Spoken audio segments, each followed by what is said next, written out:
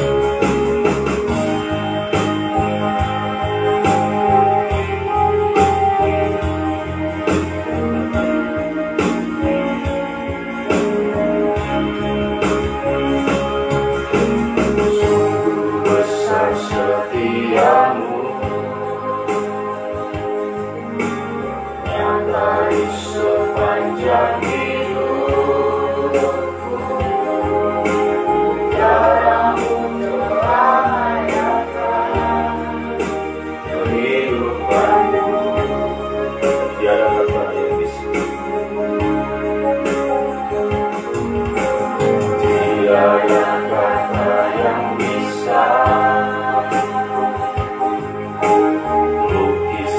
indahnya kau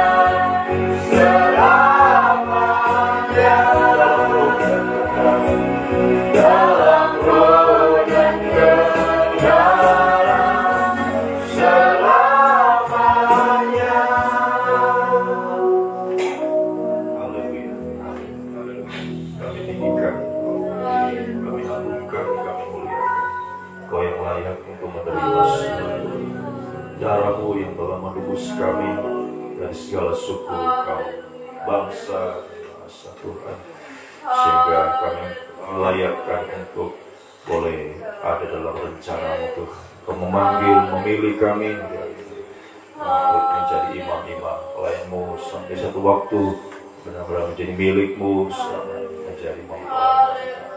Sebabnya hidup yang Kau telah tebus ini kami bawa, kami persembahkan, semakin mendekat kepada-Mu, merendahkan diri kami, selalu datang untuk menyembah-Mu Tuhan, selalu hanya untuk menyenangkan hati-Mu Tuhan. Terima kasih buat pagi ini, Tuhan beri perpanjangan umur, kesehatan, kekuatan bagi kami. Sepanjang malam kami sudah boleh beristirahat, pagi ini boleh bangun dengan tubuh yang diberkati oleh Tuhan. Kami datang sujud di bawah kaki-Mu Tuhan, merendahkan diri di hadapan-Mu, mohon ampun segala kurangan kelemahan kami, ampuni, sucikan, layakan kami, mengampiri bakti kekudusan-Mu Tuhan, dan urapilah kami semua dengan kuat kuasa Roh-Mu yang suci Tuhan, mulai dari hamba mampu membacakan, menyampaikan firman dengan hikmat yang dari surga. Firman-Mu adalah sumber segala jawaban di dalam setiap kehidupan kami, menyucikan, mengubahkan, membarui, terus semakin layak di hadapan-Mu ya Tuhan. Urapi juga kami semua, baik yang ada di sini, mengikuti lewat siaran langsung, siaran tunda, setiap telinga sempat mendengar Tuhan, urapilah untuk mampu menerima firman dalam tanda hati yang lemah lembut, yang rendah, menjadi tanah yang baik dan subur, menerima setiap benih firman bertumbuh, semakin menghasilkan buah yang banyak, buah yang tetap, buah yang manis, Tuhan, semakin persembahkan hanya untuk menyenangkan hati-Mu Tuhan. Kiranya firman Roh Kudus menyucikan, melayakkan kami, mendorong, menggairahkan kami menjadi penyembah-penyembah yang Tuhan benar sampai satu waktu menjadi penyembah yang sempurna Tuhan. Firman dan Roh Kudus juga adalah dua tangan Tuhan, terulur bagi kami, menolong, memulihkan, mengangkat keterpurukan, kemerosotan di alam ini, memberi damai sejahtera di jalan keluar, memberi kemenangan, menghapus segala kemustahilan dalam setiap kehidupan kami. Sampai satu waktu kemustahilan tertinggi yang jadi sama, sempurna, layak menjadi mempelai wanita. Kuasa-kuasa iblis pada merintangi saat kami membaca, mendengar firman, menyembah Engkau Tuhan. Roh jahat, roh najis, roh ngantuk, rasa hati main-main, kami Yesus semua dalam nama Yesus pergi, darah Yesus yang berkuasa. Mohon kemurahan-Mu, mohon kasih setia-Mu Tuhan, dilimpahkan melawat setiap hidup kami semua. Dalam nama Tuhan Yesus Kristus sudah berdoa, haleluya, amin. Puji Tuhan, salam sejahtera di dalam kasih setia Tuhan kita Yesus Kristus. Saudaraku yang diberkati kasih Tuhan, baik saudara di sini dimanapun saudara sedang berada, pagi ini kembali kita datang sujud di bawah kaki Tuhan dengan membaca, merenungkan firman dan sujud menyembah Tuhan. Kita lanjutkan pembacaan Alkitab di dalam Injil Lukas pasalnya yang kelima. Injil Lukas pasalnya yang kelima. Pada suatu kali Yesus berdiri di pantai danau Genesaret, sedang orang banyak mengerumuni Dia hendak mendengarkan firman Allah. Ia melihat dua perahu di tepi pantai. Nelayan-nelayannya telah turun dan sedang membasuh jalannya. Ia naik ke dalam salah satu perahu itu, yaitu perahu Simon, dan menyuruh dia supaya menolakkan perahunya sedikit jauh dari pantai. Lalu ia duduk dan mengajar orang banyak dari atas perahu. Setelah selesai berbicara, ia berkata kepada Simon, "Bertolaklah ke tempat yang dalam dan tebarkanlah jalamu untuk menangkap ikan." Simon menjawab, "Guru, telah sepanjang malam kami bekerja keras dan kami tidak menangkap apa-apa. Tapi karena Engkau menyuruhnya, aku akan menebarkan jala juga." Dan setelah mereka melakukannya, mereka menangkap sejumlah besar ikan, sehingga jala mereka mulai koyak. Lalu mereka memberi syarat kepada teman-temannya di perahu yang lain, supaya mereka datang membantunya. Dan mereka itu datang, Lalu mereka bersama-sama mengisi kedua perahu itu dengan ikan hingga hampir tenggelam. Ketika Simon Petrus melihat hal itu, ia pun tersungkur di depan Yesus dan berkata, "Tuhan, pergilah daripadaku, karena aku ini seorang berdosa." Sebab ia dan semua orang yang bersama-sama dengan dia takjub oleh karena banyaknya ikan yang mereka tangkap.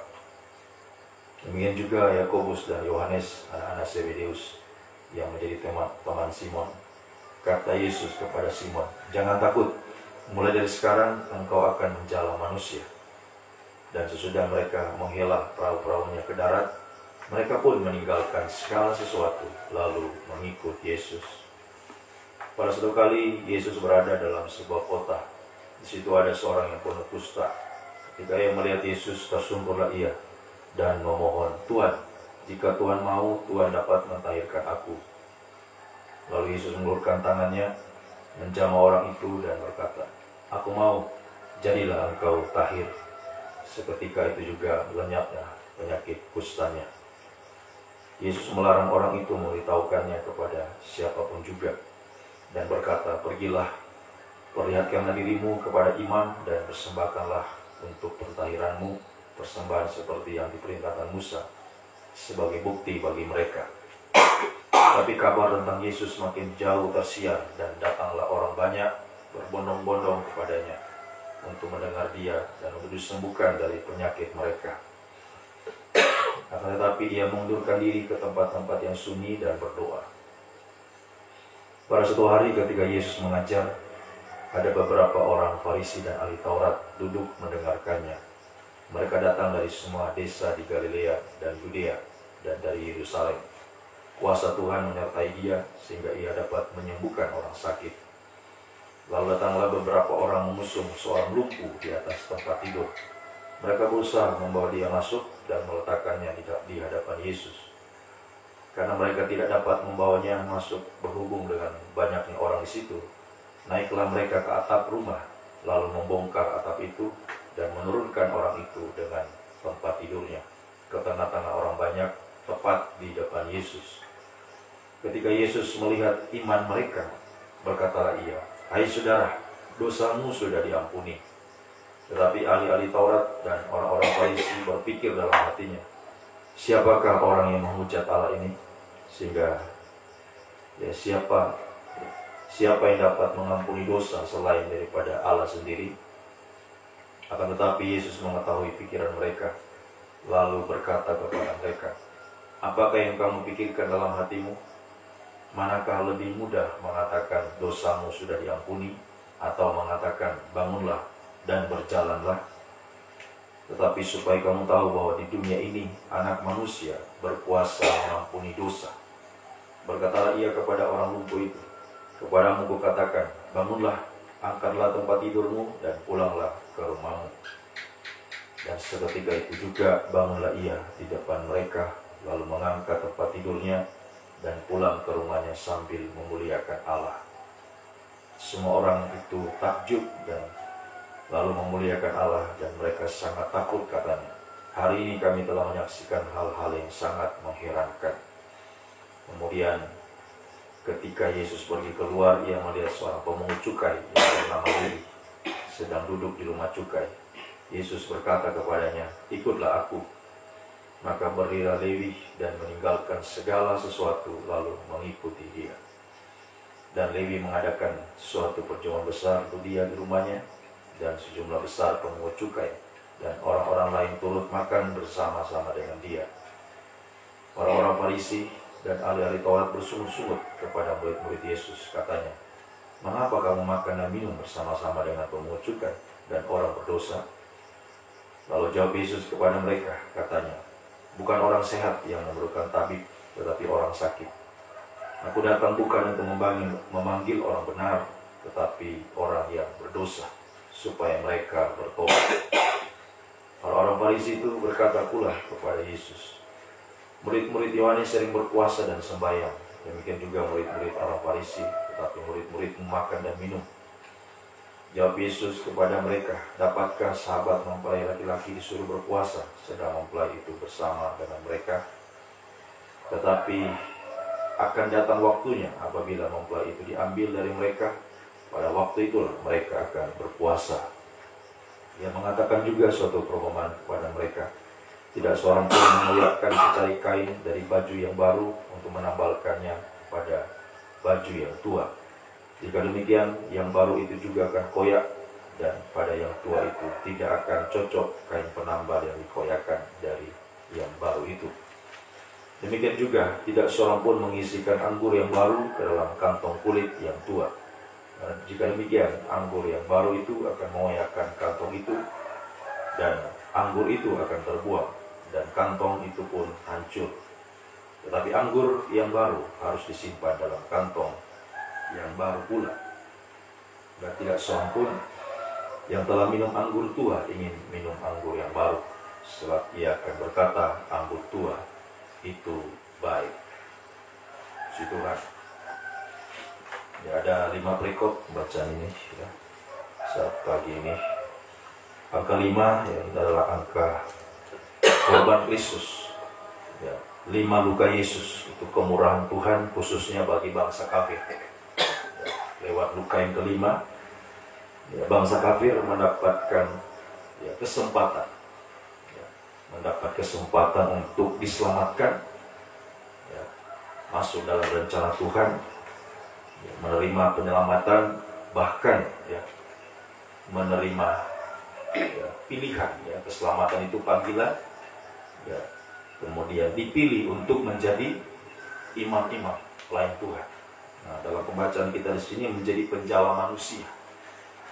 Nah, ini kemurahan khususnya kepada kita sekarang bangsa kafir, sekali lagi ya, yang memberikan kesempatan untuk kita diselamatkan, dipanggil, dan juga dipilih ya, menjadi ya, imam-imam pelayan Tuhan, menjadi penjala manusia ya, kehidupan ini dipakai ya, dipakai untuk membawa jiwa-jiwa datang kepada Tuhan ya, masuk di dalam rencana Tuhan, yaitu pembangunan tubuh Kristus sampai tubuh Kristus menjadi sempurna ya, puji Tuhan. Nah, syarat menjadi kehidupan yang dipakai Tuhan, dipanggil, dipilih ya, dipakai Tuhan menjadi imam-imam yang membawa jiwa datang kepada Tuhan. Syaratnya adalah, nah di sini dalam pembacaan kita ya, Yesus yang memanggil mereka ya, memilih mereka untuk ya, mengikuti Dia menjadi penjala manusia ya, dia sedang mengajar pada waktu itu ya, ayatnya yang ketiga di ayat 1, mereka mengurumuri Dia hendak mendengarkan firman. Kemudian Yesus menyuruh ya, menolakkan perahu itu ya ke tempat yang dalam ya, sedikit ya jauh dari pantai, dan lalu Ia duduk dan mengajar. Lanjut ayat 3 ya, supaya terus ya menolakkan perahunya sedikit jauh dari pantai, lalu duduk dan mengajar. Jadi panggilan dan pilihan itu ya, mereka alami saat Yesus mengajar ya, jadi kehidupan yang ya, dipanggil, bahkan dipilih ya, menjadi penjala manusia, imam-imam yang dipakai untuk membawa jiwa-jiwa kepada Tuhan ya, syaratnya adalah harus menerima firman pengajaran ya, harus menerima firman pengajaran yang menyucikan, firman pengajaran yang benar, atau sama dengan ya, firman yang lebih tajam dari pedang bermata dua. Ini yang menyucikan kita, sehingga ya, tandanya kehidupan disucikan itu di ayatnya yang ke-11. Dan sesudah mereka menghela perahuan ke darat, mereka pun ya, perhatikan, meninggalkan segala sesuatu lalu mengikut Yesus.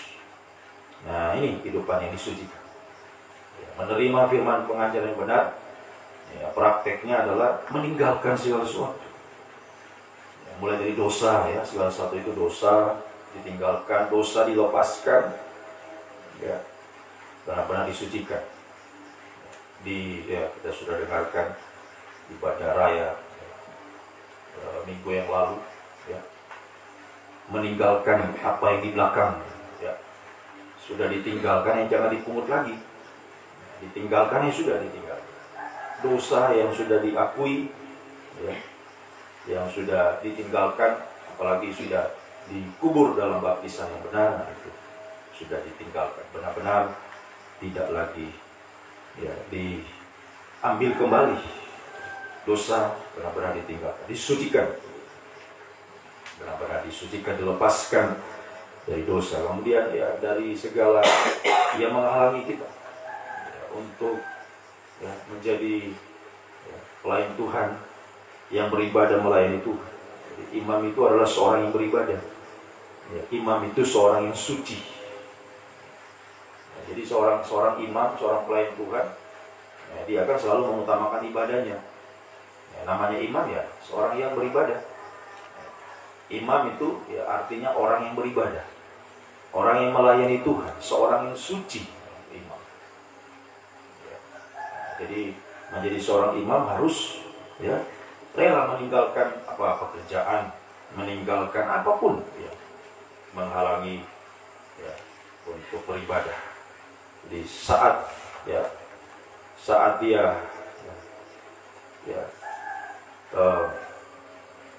saat waktunya dia beribadah ya dia tinggalkan pekerjaan, dia tinggalkan apa yang sedang dia lakukan. Dia lebih memilih ibadahnya, lebih memilih pelayan. Ini penjala manusia. Imam pelayan Tuhan yang dipakai itu. Dia rela meninggalkan segala sesuatu, meninggalkan dosa, meninggalkan pengaruh daging, pengaruh dunia. Daging ini kalau diikuti ya selalu maunya enak saja. Nah, apalagi baru dapat ikan-ikan yang ikan yang banyak ya. Jadi sudah bisa baca ya tadi. Ya, simak dengan baik apa yang saya baca tadi.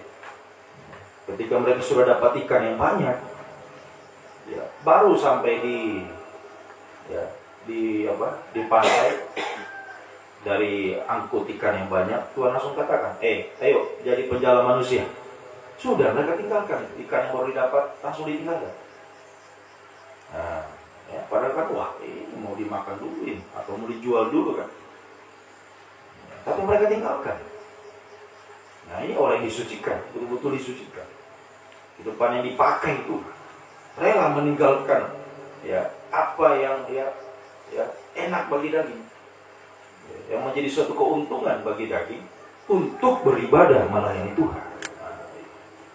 Ini orang yang dipakai Tuhan. Jadi dia tidak akan mengikuti keinginan dagingnya. Sekalipun itu ya tadi sangat menguntungkan, menggiurkan. Tapi dia tinggalkan untuk beribadah, untuk melayani Tuhan. Dia lebih pilih ibadah, lebih pilih pelayanan. Jadi apapun tidak akan menghalangi dia untuk mengasihi Tuhan dalam ibadah, dalam pelayanan, pengorbanan untuk pelayanan. Ya. Jadi semua yang rohani itu yang akan dia perjuangkan daripada yang jasmani. Ini seorang imam, ya. Penjala manusia, menjadi saksi, membawa jiwa. Jadi manusia itu dijala ya, bukan untuk kalau ikan kan dijala untuk dimakan, untuk dijual. Nah, manusia dijala ya untuk Tuhan, bukan untuk kepentingan pribadi. Jadi semua untuk pelayanan, pembangunan tubuh Kristus.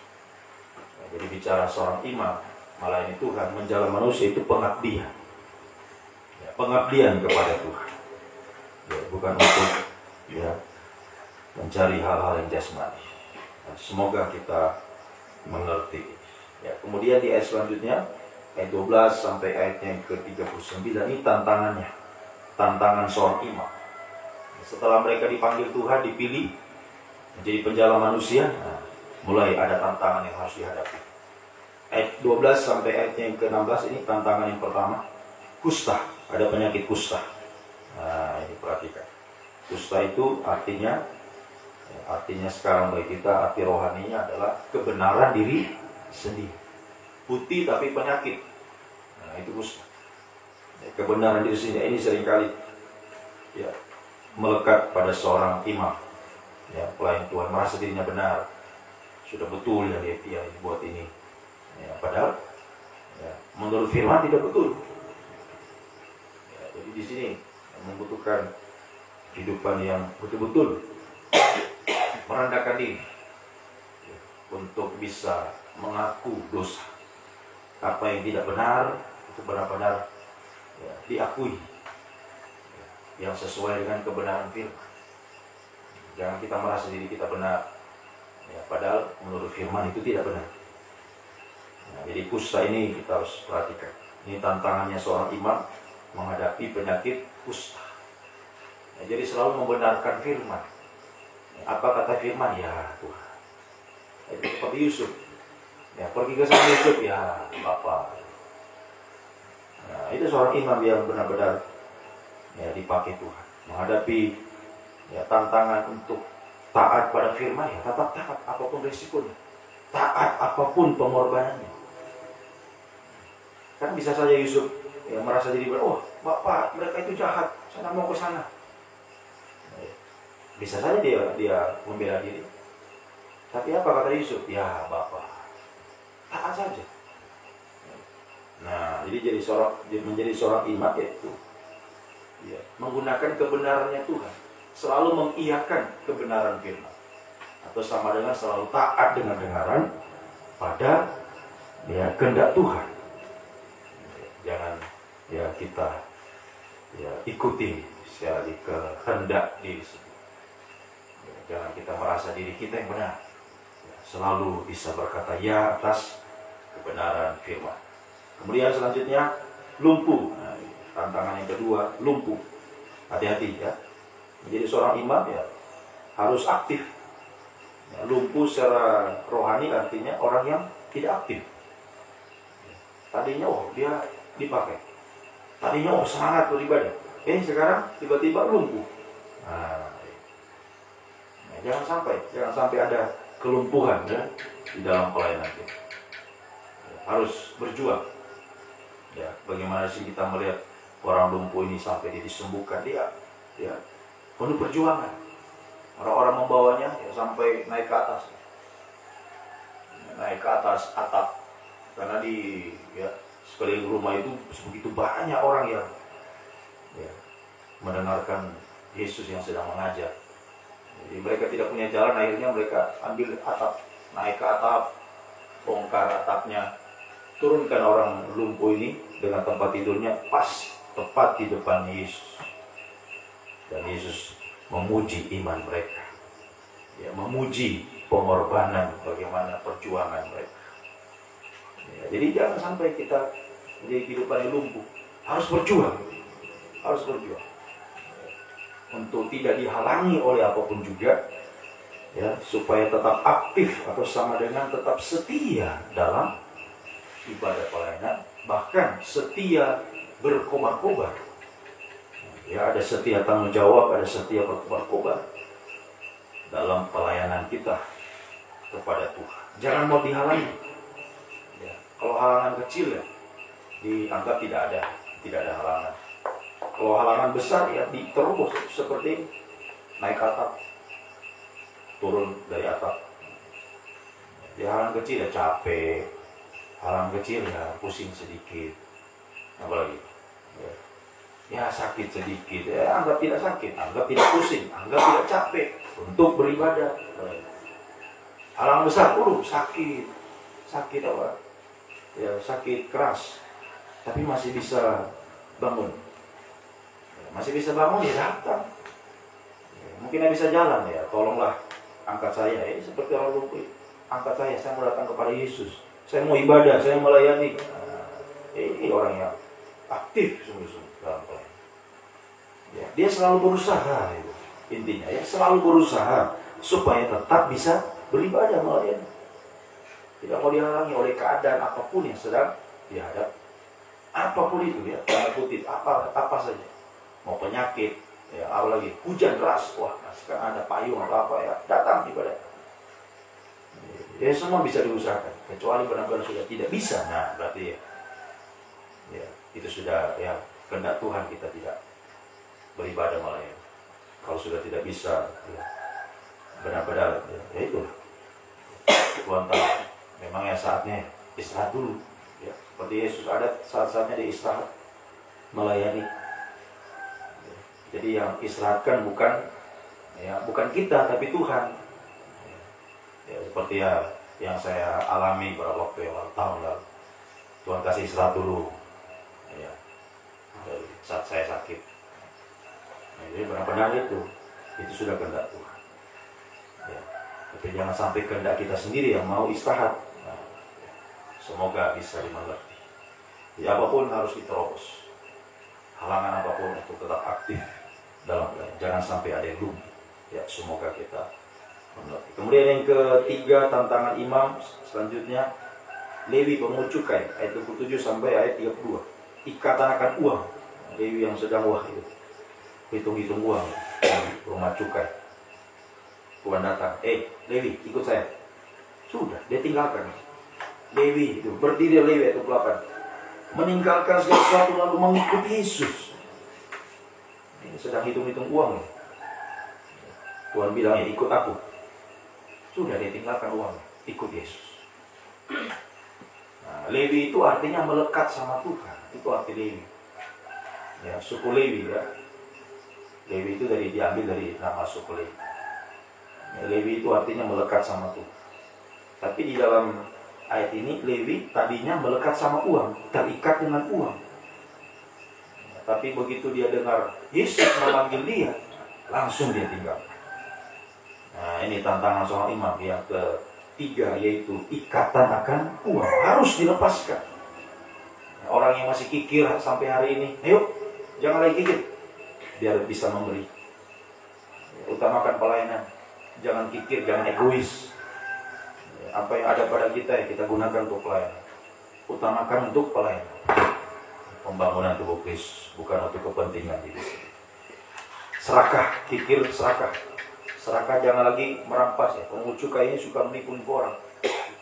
Ya, tagihannya sebenarnya ya contohnya 10.000, dia minta 15.000 atau 20.000. Nah, itu pemungut cukai. Ya, dia seringkali menagih ya tidak sesuai dengan ya ketetapan yang ada. Ya, suka tipu-tipu orang.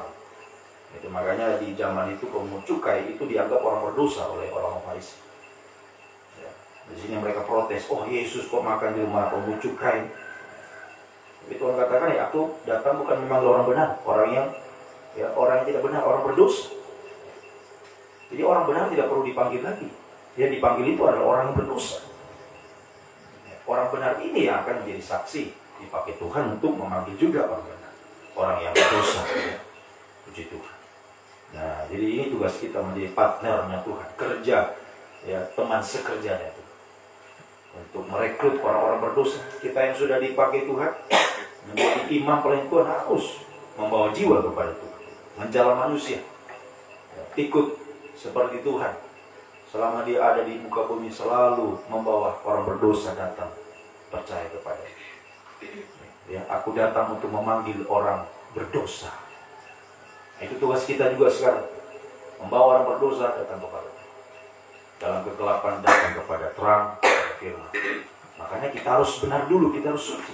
Kita sudah terlepas dulu dari semua ikatan, termasuk di sini ikatan akan Tuhan. Bisa memberi, berkorban, ya, selalu bisa mengutamakan Tuhan ketika dia menerima berkat. Terima berkat langsung ingat Tuhan, perpuluhannya, persembahan khususnya. Ya, jadi seorang imam yang sungguh-sungguh dipakai adalah imam yang tidak terikat dengan Tuhan. Jadi dia yang mengatur uang, bukan uang yang atur dia. Kalau uang yang atur kita, berarti kita hamba uang. Tapi kita yang mengatur uang. Begitu terima uang ya, kita tahu mana milik Tuhan, mana yang harus dipakai ini untuk kebutuhan, ya, mana yang untuk Tuhan. Jadi kita yang mengaturnya, jangan uang yang mengatur kita. Ya, semoga kita mengerti. Semoga kita sungguh-sungguh. Jadi seorang imam yang melekatnya sama Tuhan, bukan kepada ya, perkara dunia, apalagi ya dengan mamon, ya perkara uang. Nah, itu ikatan terakhir. Uang ini ikatan terakhir yang mengikat manusia.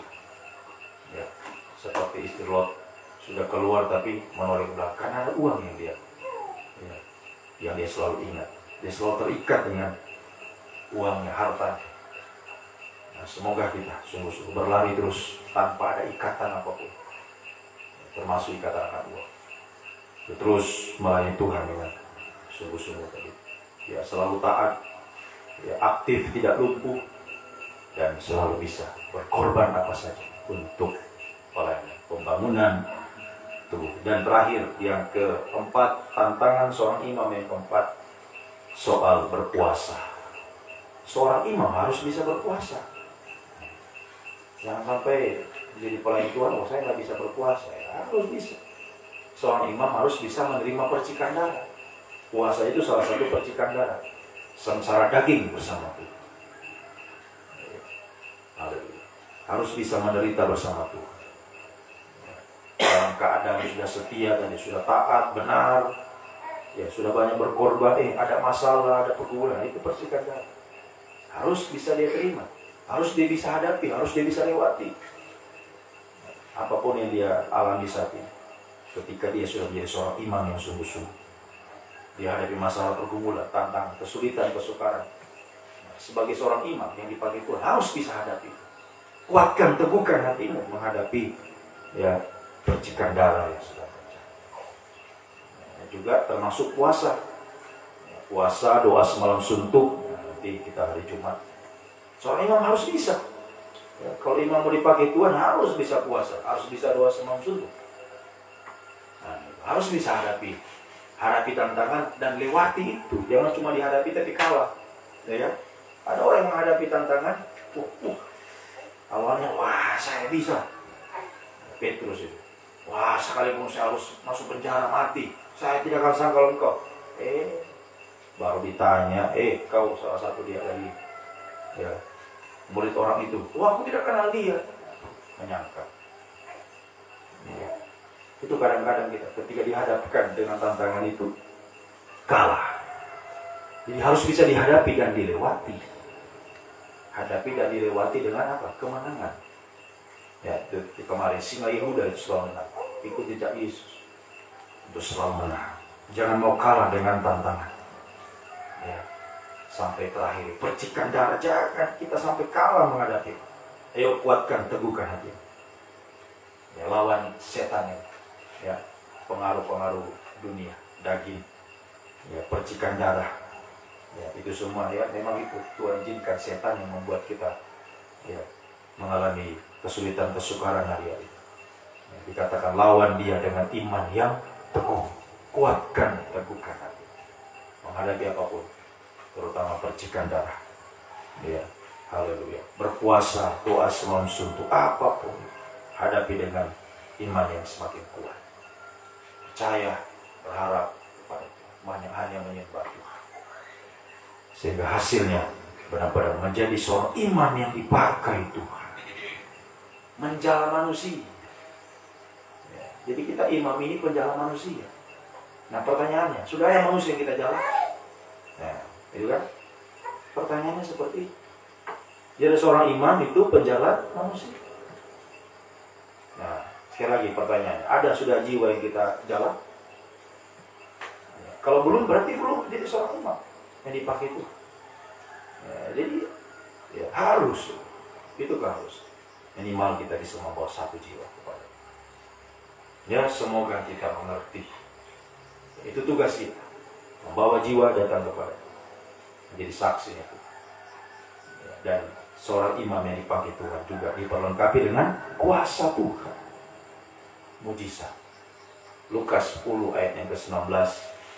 Ya, aku memberikan kuasa untuk menginjak ular karena jengking. Kuasa seorang imam yang diutus, dipakai Tuhan. Ya, ada diberikan kuasa mengalahkan ular, setan, menginjak setan, mengalahkan setan sumbernya dosa, setan sumbernya masalah, semuanya. Kalau kita jadi seorang imam yang dipakai Tuhan, diutus Tuhan, kita akan selalu menang, mengikuti jejak singa Yehuda yang selalu menang, menghadapi apapun juga, sehingga pasti masa depanmu berhasil indah. Dipakai Tuhan, semakin dipakai Tuhan, semakin bisa membawa jiwa-jiwa datang kepada sampai nanti kemenangan terakhir untuk menjadi mempelai Tuhan yang sempurna. Tuhan menolong kita semua, Tuhan memberkati. Mari kita datang kepada Tuhan.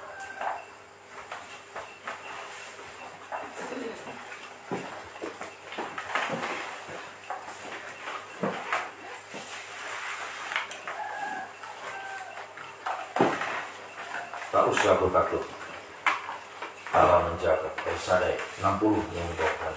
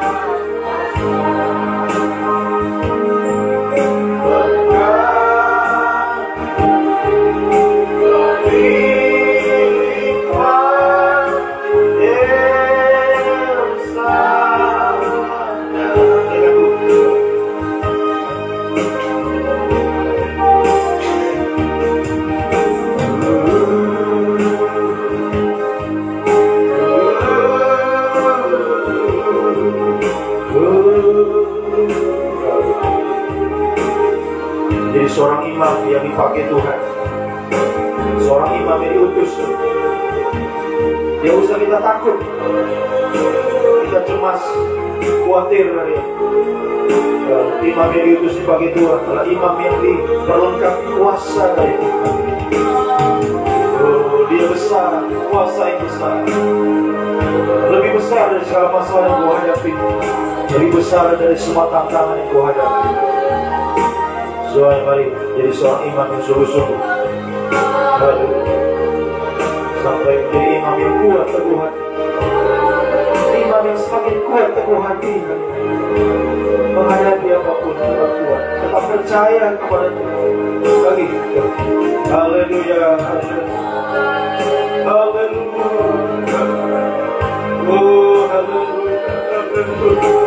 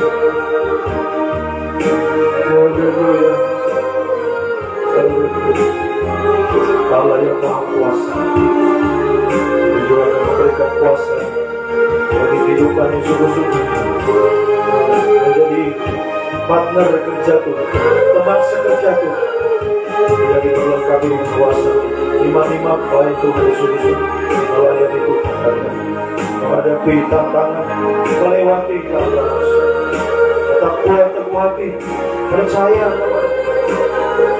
Haleluya. Juga akan diperlengkapi dengan kuasa, mujizat Tuhan. Lagi tuh berkat Tuhan dicurahkan bagi kita dari menjadi seorang imam yang sungguh-sungguh melayani Tuhan. Angkat dua tanganmu. Haleluya, haleluya, haleluya,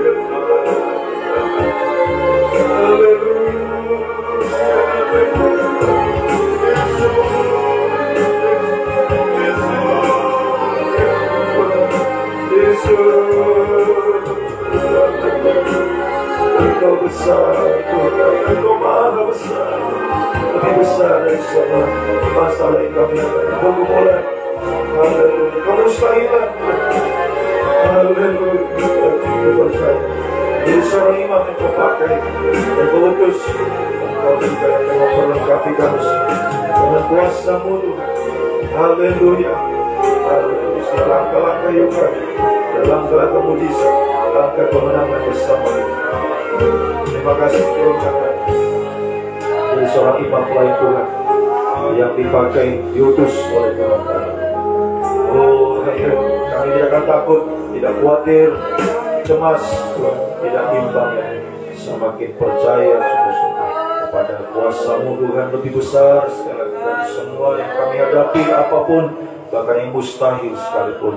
Percaya Tuhan, kuasa-Mu menghapus segala kemustahilan dalam setiap apapun yang kami hadapi saat ini. Tuhan, apapun yang dibawa umat-Mu, pergumulan dan berat, kesulitan, kesukaran, kemustahilan yang kami hadapi secara pribadi, dalam nikah, pekerjaan, studi masa depan, semua Tuhan, percaya Tuhan, haleluya, kuasa-Mu dicurahkan juga bagi kami semua Tuhan, untuk sungguh-sungguh mengalami Tuhan mujizat itu nyata kami alami dalam setiap kehidupan kami semua hari-hari ini Tuhan, haleluya, berjalan bersama Tuhan dengan kemenangan demi kemenangan yang Engkau berikan bagi kami semua, ya Tuhan. Percaya semua tidak pernah terlambat, semua pertolongan-Mu selalu tepat waktu, semuanya indah pada waktunya. Terima kasih juga pelayanan kami di sini di Palu, terus serahkan dalam tangan Tuhan.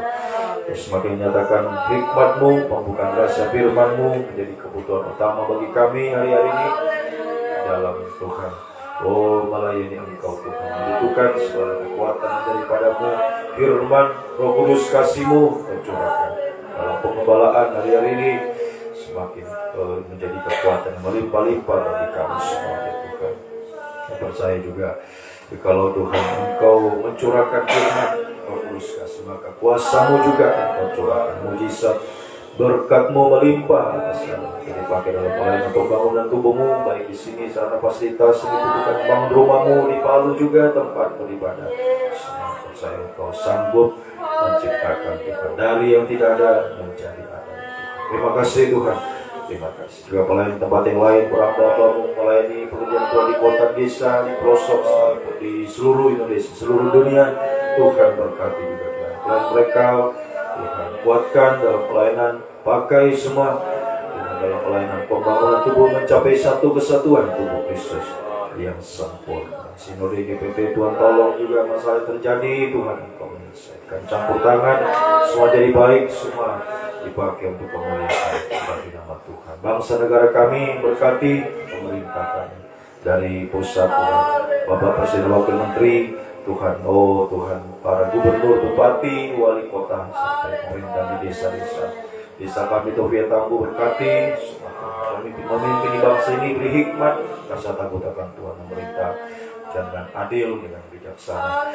Semua tugas kesejahteraan Tuhan, haleluya, bangsa Indonesia yang diberkati, dipulihkan. Oh Tuhan, sampai Indonesia ini penuh dengan kemuliaan Tuhan, semakin banyak jiwa-jiwa dituai dalam pengajaran tanah. Juga TNI Polri juga Tuhan tolong tak menjaga stabilitas keamanan negara kami, beri hikmat, kekuatan bagi mereka semua ya Tuhan. Sekali lagi Indonesia ini diberkati Tuhan, Indonesia dipulihkan Tuhan, sampai Indonesia penuh dengan kemuliaan Tuhan. Semakin banyak jiwa-jiwa dituai dalam kebenaran yang benar, dimanapun kami berada, kami menjadi saksi, menjadi terang-Mu, bahwa jiwa-jiwa datang kepada Mu, sampai seluruh bumi penuh dengan kemuliaan Tuhan. Terima kasih Tuhan, terima kasih. Menyerahkan tubuh jiwa roh kami dalam kami. Sepanjang hari ini aktivitas penanggungan umat-Mu Tuhan, lindungi sertai semua dengan kasih setia-Mu, menyertai semua Tuhan. Haleluya. Baik yang bersekolah di TK, SD, SMP, SMA sampai perguruan tinggi, Tuhan berkati, beri hikmat, keberhasilan studi cita-cita masa depan. Dengan cari pekerjaan juga Tuhan beri yang terbaik, tidak melalui ibadah Tuhan. Yang bekerja di sawah, kebun, di kantor, toko berdagang, tempat separasi, di kafe, dimanapun, apapun sedang dikerjakan hari ini, usahakan umat-Mu, berkatilah semua Tuhan. Buka jalan, bukakan pintu berkat-Mu. Perintahkanlah berkat-Mu bagi umat-Mu, digunakan dalam pelayanan pembangunan tubuh-Mu hari ini Tuhan. Kembalikan jam-jam ibadah, dan semakin sungguh-sungguh perjuangkan ibadah pelayanan semakin setia, waktu berkobar sampai garis akhir, sampai Tuhan Yesus datang kembali. Terima kasih sekali lagi semua kami yang ada di sini, di Palu, dimanapun umat berada, di Sojol, dimana saja juga saat ini umat berada, Tuhan selalu menyertai, memberkati kami, kasih setia-Mu Tuhan sungguh-sungguh menjadi nyata, kami alami langkah-langkah mujizat kemenangan bersama dengan Tuhan, menjadi imam-imam yang diutus, yang dipakai Tuhan, membawa jiwa-jiwa datang kepada inilah kami semua, pakailah kami untuk kemuliaan bagi nama-Mu ya Tuhan. Terima kasih atas sungguh baik, oh sangat besar, kasih setia-Mu yang ajaib, yang besar, yang dahsyat, yang abadi menyertai setiap langkah-langkah hidup kami. Terpujilah Engkau Tuhan, Raja segala raja, mempelai pria surga dari selama-lamanya sampai selama-lamanya. Dalam nama Tuhan Yesus Kristus kami sudah berdoa. Biarlah berkat-Mu, kasih karunia, kasih setia, damai sejahtera dalam persekutuan Allah Bapa, Allah Sang Putra, Allah Roh Kudus, dalam nama Tuhan Yesus Kristus tidak menyertai mulai saat ini sampai selama-lamanya. Dalam nama Tuhan Yesus Kristus kami sambut hari baru ini, melangkah bersama dengan Tuhan. Haleluya. Amin. Selamat pagi, Tuhan memberkati.